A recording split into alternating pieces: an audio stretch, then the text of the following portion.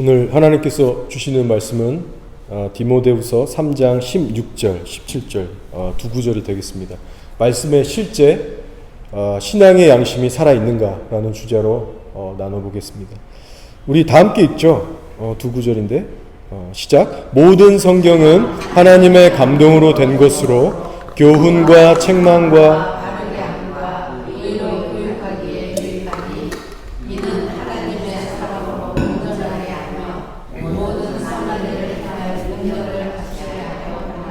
아멘. 예, 로마서 8장 14절에 이런 말씀이 있죠. 무릇 하나님의 영으로 인도함을 받는 사람은 곧 하나님의 아들이라. 성령으로 인도함을 받는 그 사람이 곧 하나님의 자녀라고 하는 말씀이에요. 예, 그렇다면 여러분은 이 말씀대로 정말 살아가고 계십니까?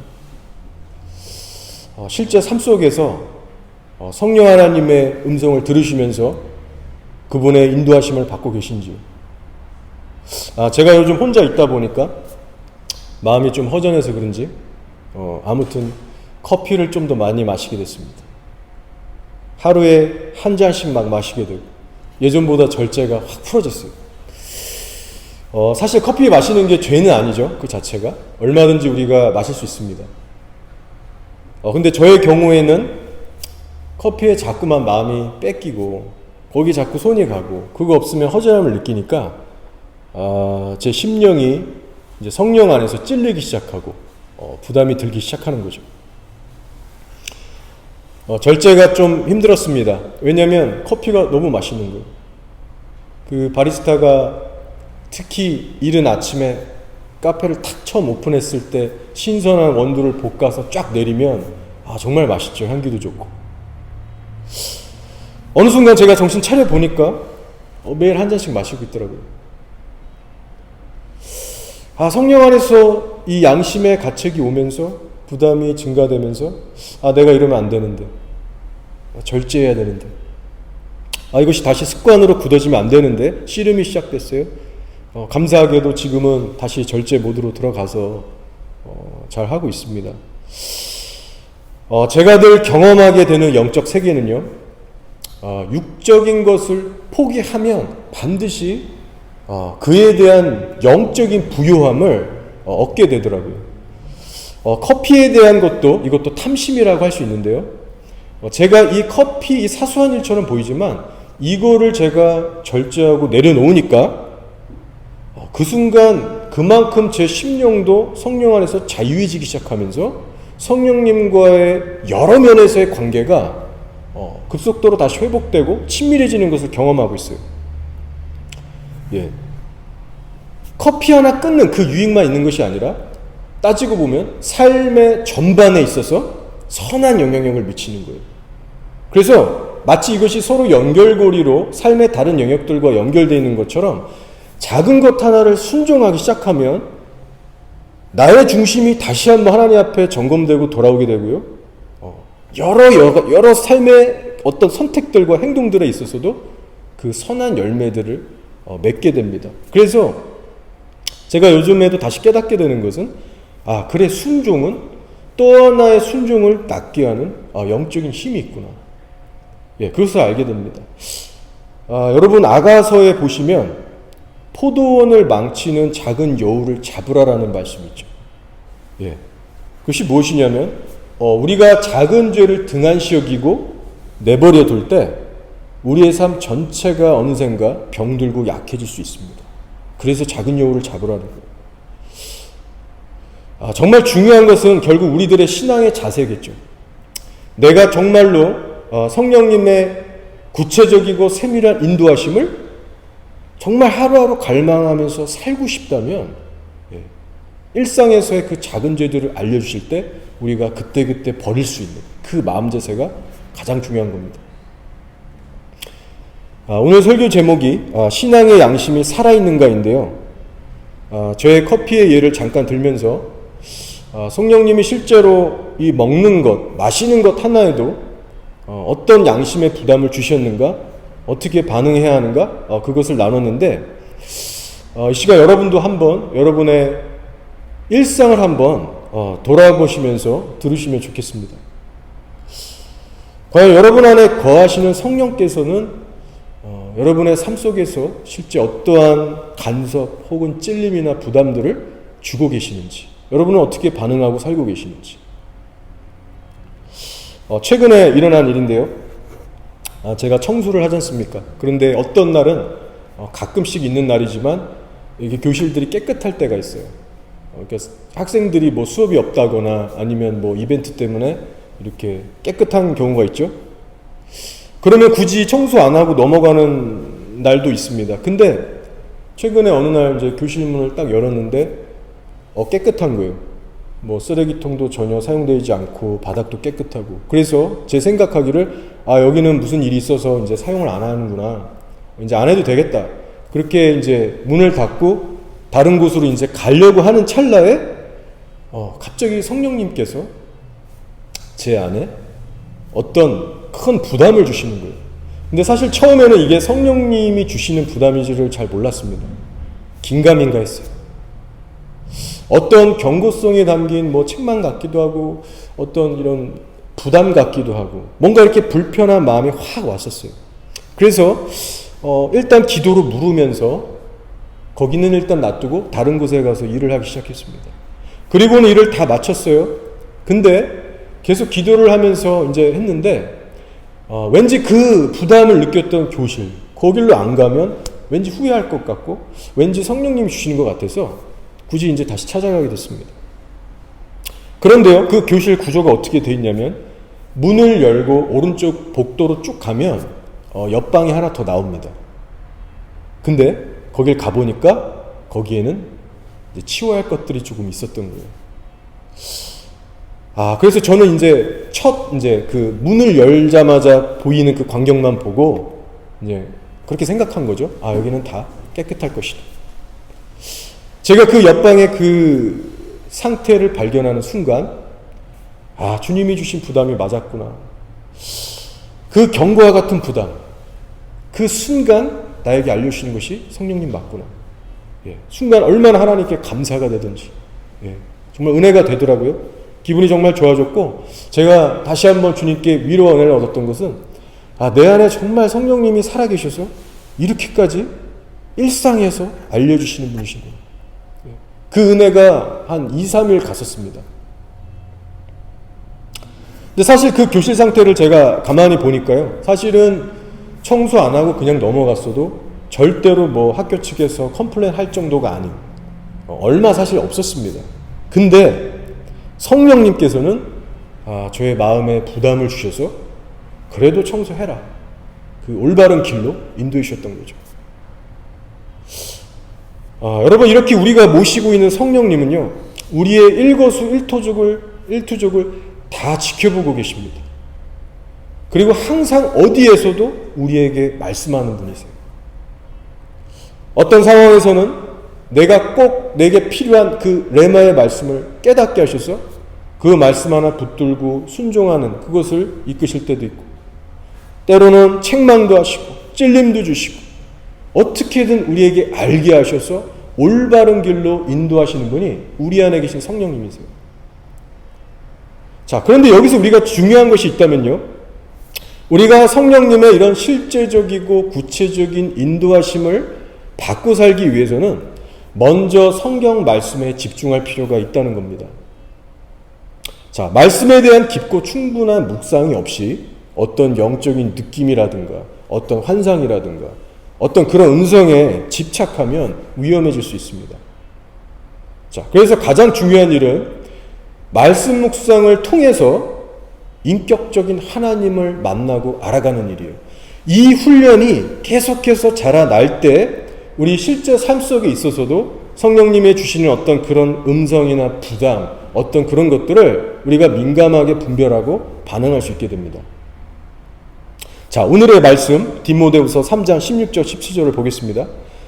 제가 한번 읽어볼게요. 모든 성경은 하나님의 감동으로 된 것으로 교훈과 책망과 바르게 함과 의로 교육하기에 유익하니 이는 하나님의 사람으로 온전하게 하며 모든 선한 일을 행할 능력을 갖추게 하려 함이라. 자, 이 내용을 한마디로 정리하면요, 이런 거예요. 말씀으로 훈련을 이렇게 받아야만 실전에서 먹히는 신앙을 가질 수 있다는 얘기입니다.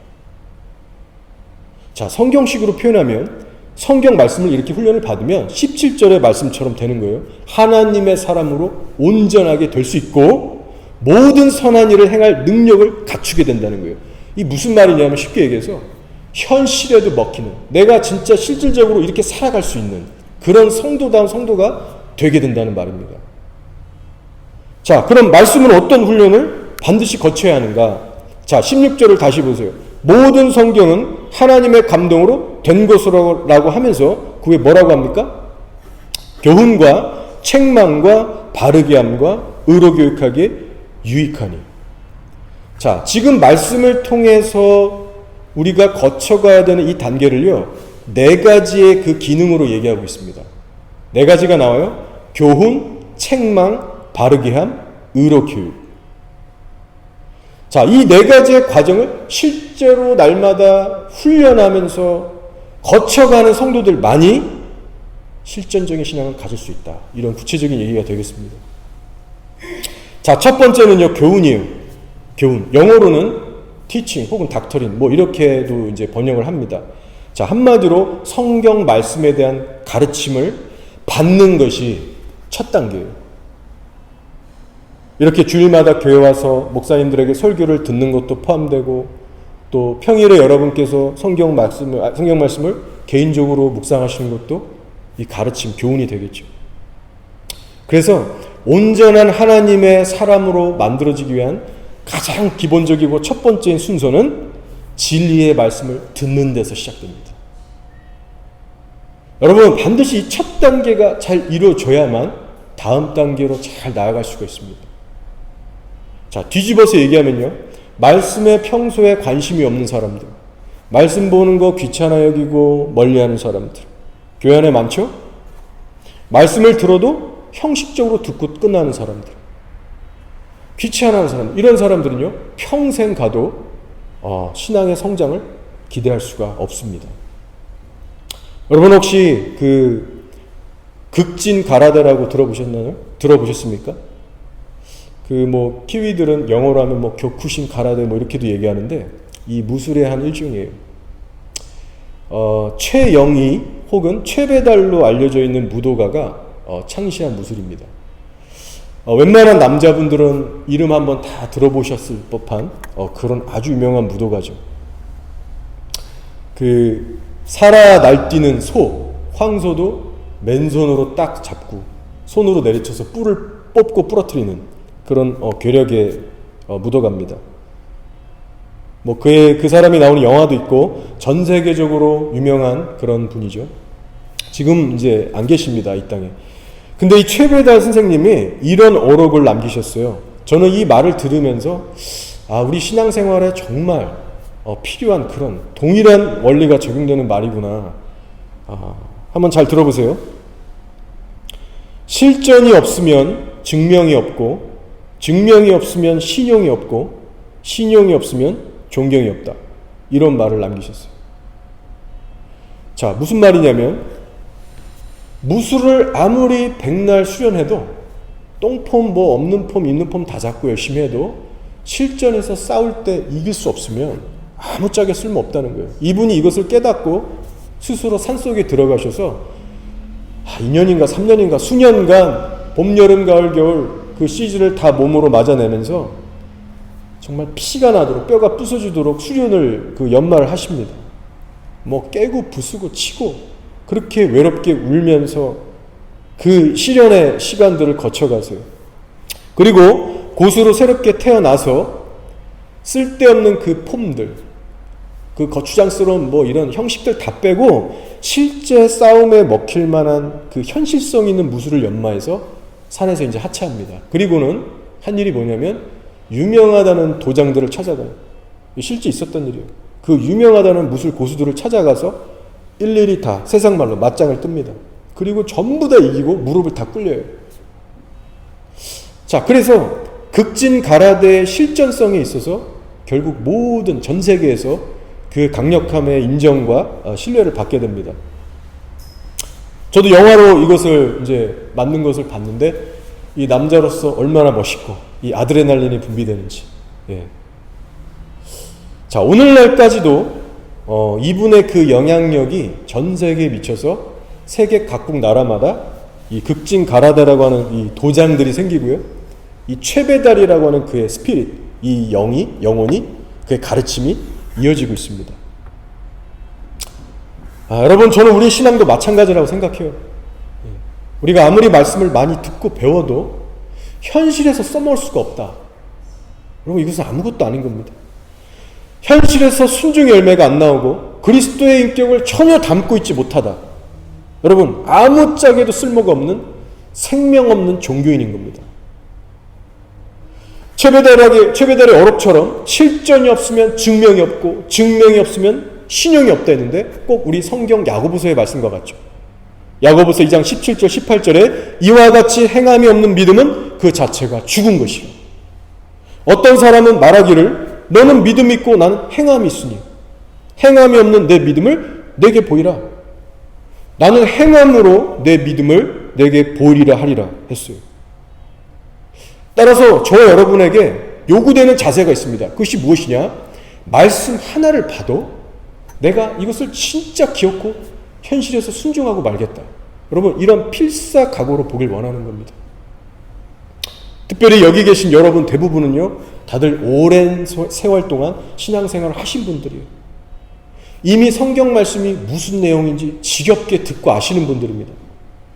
그러나 여러분, 오히려 그렇기 때문에 여러분들이 날마다 싸워야 될 싸움이 어디 있느냐? 바로 영적인 게으름과 나태함에 대한 싸움입니다. 오늘 피곤한데 이미 다 아는 이 말씀? 내일 보자. 보고 싶지 않은 거예요. 설사 말씀을 잠깐 본다 해도 마음 자체에서 이미 그런 간절함, 사모함이 없기 때문에 진득하게 깊게 묵상할 수 있는 그런 시간이 없는 거예요. 그렇게 하루하루 1년, 2년 지나갑니다. 그러나 하나님과의 교제가 깊이 들어가려면 성령님의 음성으로 내가 듣고 다름받기 위해서는 깊게 들어갈 필요가 있는데 그것이 안 되는 거예요. 한계에 항상 부딪히는 거예요. 그러면 이렇게 교회에 오셔서 아무리 설교 듣고 우리가 함께 아멘 아멘 하고 즐겁고 소리치고 막 찬양하고 그렇게 하고 돌아가도 신앙의 성장은 결코 오지 않는 겁니다. 여러분, 지금 우크라이나 러시아 전쟁이 터진 지가 꽤 됐죠? 한 수달이 흘렀죠? 자, 여러분 기억하십니까? 처음에 이 전쟁 딱 터졌을 때 전 세계인들이 다 긴장하면서 뉴스 맨날 확인하고 심지어는 저 여러분들도 맨날 그거 보면서 기도도 하고 마음이 거기 갔었어요. 자, 근데 시간이 지금 많이 흘렀죠? 한두 달 흘렀죠? 여러분의 마음이 어떻습니까? 솔직히 저도 애써서 우크라이나 러시아 전쟁 기억하면서 기도하지 않으면요, 저도 계속 있더라고요. 예전에는 그렇게 막 신경 가고 막 마음 쓰고 막 헌금도 막 보내고 싶고 기도가 막 절로 나오는데 지금은요, 내가 노력해야 돼요. 여러분, 우리가 성경 말씀을 대하는 태도도 마찬가지입니다. 처음에 우리가 이 말씀을 읽었을 적에는 그렇게 은혜롭고 강렬했는데 시간이 지나면서 어느덧 내 마음을 울리지 못하는 거예요. 지겹게 느껴지는 거예요. 내가 다 아는 거고 예전에 묵상에서 이 대목에서 나 다 은혜 받았다. 기대감이 없는 거예요. 지겨우면 지겨웠지. 자, 그러나 여러분 스스로에게 속지 마시기 바랍니다. 진리라는 것은요, 우리가 성경을 1000번 만번 통독해도 그렇게 한 번에 졸업할 수 있는 것이 아닙니다. 내가 비록 전에 읽었던 말씀일지라도 성령님 앞에 다시 한번 내가 굴복하면서 그분 앞에 내가 은혜를 구하면서 하나님께 기도하고 나아갈 때 새로운 은혜, 새로운 감동을 주세요. 그럼 나는 거기서 다시 한번 회복돼서 다시 한번 주님 보면서 일어서게 되는 겁니다. 문제는 뭘까요? 하나님에 대한 관심과 사랑이 우리 안에 식어가는 것이 문제입니다. 여러분 잘 생각해 보세요. 성경 말씀을 아는 것하고 성경 말씀을 보기 싫은 그 마음이 내 안에 자라나는 것, 성경을 멀리한다는 것은요, 하나님에 대한 사랑과 관심이 식어져 간다는 거예요. 오늘 성진이도 오랜만에 왔는데 참 반갑고 기쁘고 너무나도 이것은 정말 감사한 일이죠. 하나님께 다시 이렇게 해볼 수 있는 것이 감사한 일이죠. 그러나 분명히 우리 모두가 분명히 가슴에 새겨야 될 건 새겨야 됩니다. 우리 성진이 본인도 알 거예요. 본인이 어느 시점부터 하나님과 멀어지기 시작했는지. 언제냐?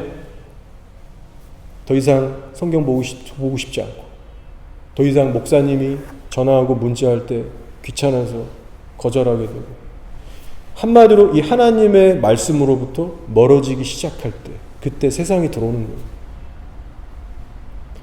결론적으로 여러분, 실전에서 먹히고 실전에서 승리할 수 있는 진짜 그리스도인이 되려면요, 이 첫 단계인 말씀부터 가까이 하셔야 돼요. 이 말씀에 대한 기대감, 이 설렘, 이 간절함이 식지 않도록 여러분 항상 노력하셔야 됩니다. 자, 이제 두 번째 단계인데요, 말씀의 교훈에 이어서 두 번째로 거쳐야 할 과정은 피해갈 수 없어요. 아무도. 책망입니다. 책망. 자, 16절을 보시면 교훈에 이어 두 번째가 책망으로 나오죠. 영어로는 reproof, rebuking 뭐 이런 뜻입니다. 심하게 야단치다, 꾸짖다, 엄중하게 다루다, 야단치다, 이런 의미가 되겠습니다. 사람들 대부분이 이 대목을 싫어할 거예요. 부담스럽고 마음이 어려워지고 불편해지니까. 근데 이 책망이란 단계가요, 교훈 뒤에 바로 이어서 나오고 있다는 점에 여러분 꼭 주의해서 보시기 바랍니다. 자, 교훈 다음에 여러분 위로나 격려가 오는 것이 아니라 책망이 옵니다. 왜 그러느냐? 여러분, 이 책망은요, 우리로 하여금 우리의 영혼을 깨워서 진실된 회개와 부흥으로 이끌어주는 성령님의 너무 귀한 책망이라는 거예요. 과거에 유명했던 그 웨일즈 그 부흥이 있습니다. 여러분도 들어보셔서 아실 거예요. 그 웨일즈 영국의 부흥을 보시면 그 부흥의 주역 중에 누가 있냐? 에반 로버츠라는 한 청년이 있었습니다. 이 청년은 부흥에 너무나도 목말랐었어요. 뭐 그 당시에도 나름 성령 충만하고 신앙심 좋은 그런 사람들이 있었겠죠. 근데 그 중에서도 정말 주변 사람들이 너 미친 거 아니냐? 너 우울증 걸린 거 아니냐? 그런 말을 들을 정도로 유별나게 부흥에 목말랐던 사람이었어요. 어느 날 빠지지 않고 매일같이 기도회를 갔어요. 그렇게 수년을 다니고 기도를 할 정도의 열정의 사람이었는데 어느 날 교회 가서 예배드리고 이제 있는데 그 조슈아라는 목사님의 설교를 듣게 됩니다.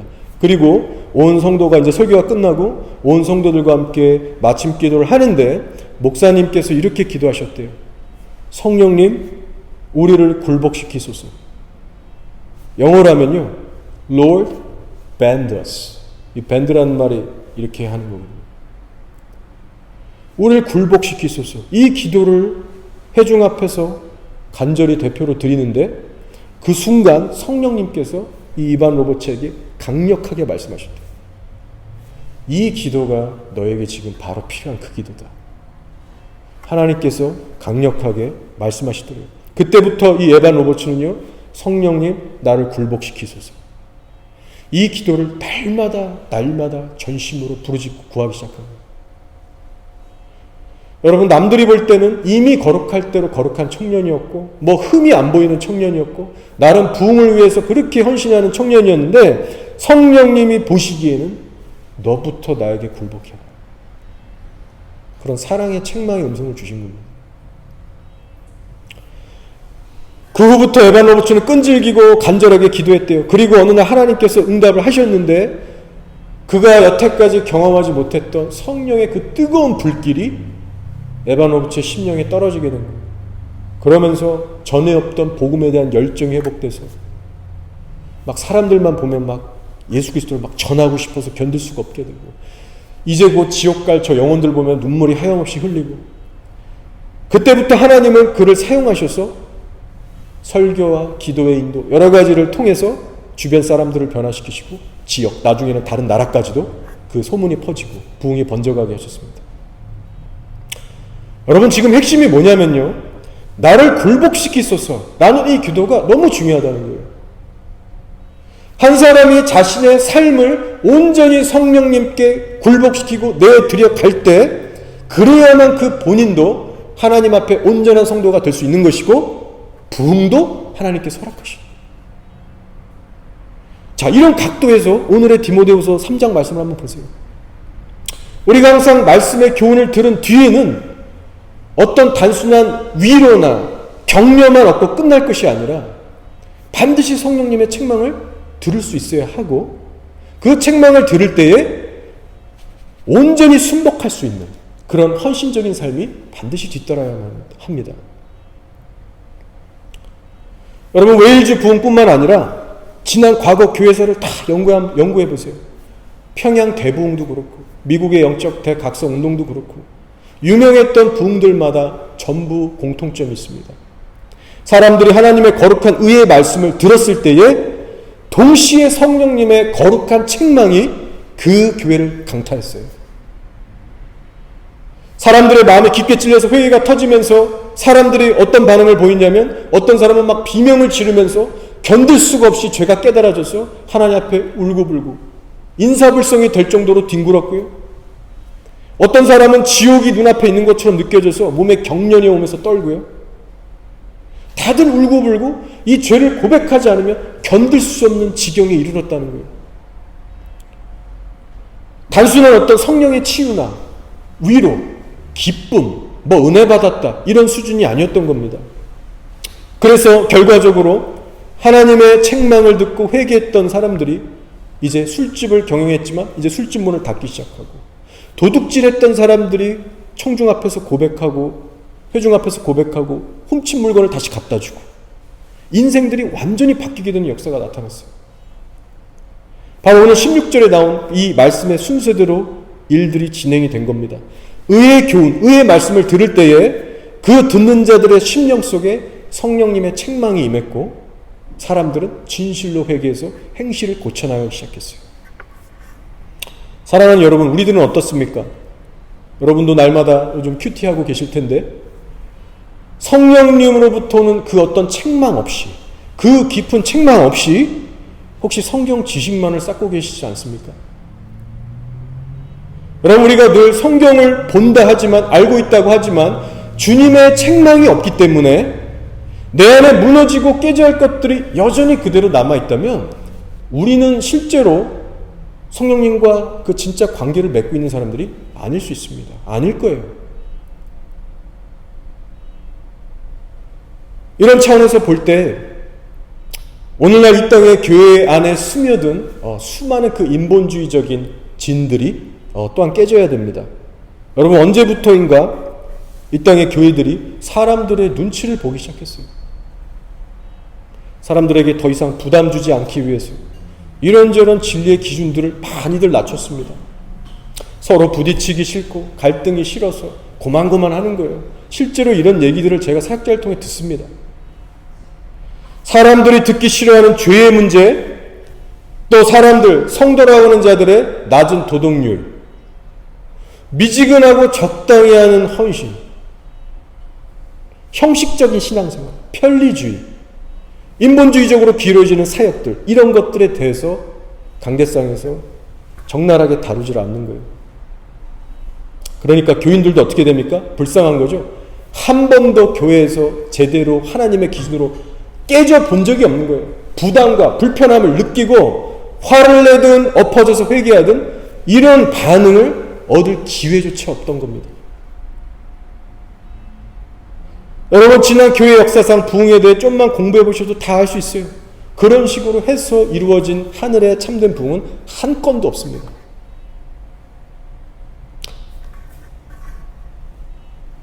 말씀을 듣고 우리가 그저 동의한다면, 그리고 그저 좋았다, 위로받았다, 은혜 받았다로만 끝낸다면 그 사람은 평생토록 온전한 신앙에 이를 수가 없습니다.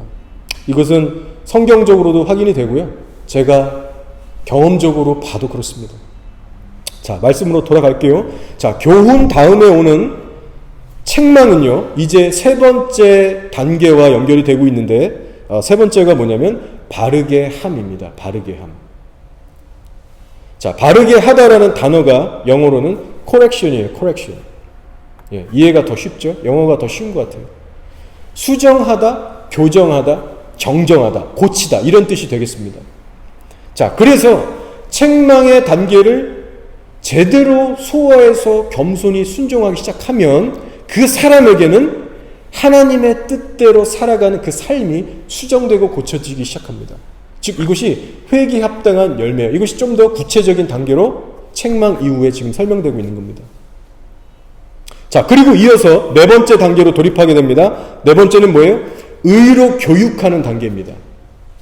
자, 교훈과 책망과 바르게 함과 마지막 의로 교육하기. 자, 여기서 의로 교육하다는 뜻은 역시 영어로 보면 좀 더 와닿는데요. Training in righteousness. Training, 쉬운 단어잖아요. 우리가 짐에 가서 아령 들면서 근육 키우듯이 우리의 영적 신앙생활에도 반드시 트레이닝이 필요해요. 이것은 옵션이 아닌데 어떤 훈련이냐면 하나님의 말씀을 들은 그 의의 말씀을 가지고 경건의 훈련을 하는 겁니다. 실전에 돌입해서 내 삶에 그 말씀이 뿌리내릴 수 있도록 내가 지켜낼 수 있도록 항상 그 말씀을 붙들고 살아내는 경건의 훈련이에요. 이 경건의 훈련의 유익은 너무나도 중요하고 방대합니다. 여러 가지가 있지만 핵심적으로는요, 우리가 경건의 훈련을 해야지만 예수님에 대한 사랑과 경외함이 자라나기 시작합니다. 여러분, 시간이 지난다고 해서 저절로 예수님에 대한 사랑이 자라나는 게 아니에요. 여러분 경험적으로 아시죠? 경건의 훈련을 통해서만 이루어집니다. 혹시 여러분 가운데 지금 자꾸만 기도도 귀찮아지고 뭐 성경 보는 것도 그렇고 뭐 교회 나와서 예배 드리는 것도 기대감이 없고 뭔가 하나님에 관한 것이 다 이렇게 식어지고 있다면 여러분 진단을 제대로 하셔야 돼요. 바로 지금 경건의 훈련이 게을러지고 있는 것입니다. 자고로 성도라면요, 하나님이 주신 은혜를 잊지 않기 위해서 날마다 몸부림칠 수 있습니다. 그리고 그 은혜를, 새로운 은혜를 얻기 위해서 내가 항상 하나님의 보좌로 달려갈 수 있는 그런 불굴의 의지를 가지고 계속해서 두드리면서 훈련해 나갈 필요가 있습니다.